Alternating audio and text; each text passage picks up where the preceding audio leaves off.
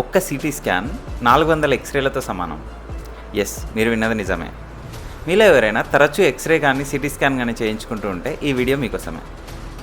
చాలామంది పేషెంట్స్ చిన్న చిన్న సిమ్టమ్స్ కూడా ఊరికే సిటీ స్కాన్స్ చేయించుకుంటూ ఉంటారు. ఇంకొంతమంది పేషెంట్స్ అయితే అసలు డైరెక్ట్ డాక్టర్ దగ్గరికి పోయి సార్ నాకు సిటీ స్కాన్ రాయండి అని అడిగే రకాలు కూడా ఉంటారు. అదేం ఆనందం రాయ్యా, ఏదన్నా ఉంటే డాక్టర్ రాయాలి కానీ మీరే పోయి డాక్టర్ని అడగడం ఏందో నాకు అర్థం కాదు. అసలు సిటీ స్కాన్ అంటే కంప్యూటర్ టోమోగ్రఫీ. అంటే ఇది ఒక ionising radiation.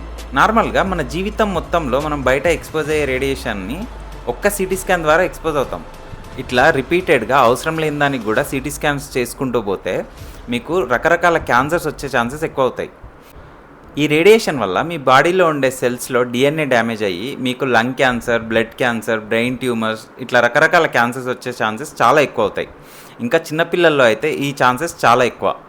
So compulsory CT scan చేస్తే కానీ మీకున్న డిసీజ్ డయాగ్నోజ్ అవ్వదు అనుకుంటే తప్ప ఇలాంటి స్కాన్లకు దూరంగా ఉండడం మంచిది. ఇలాంటి కంటెంట్ కోసం ఫాలో కొట్టడం మర్చిపోకండి. నెక్స్ట్ వీడియోలో మళ్ళీ కలుద్దాం. Until then signing of.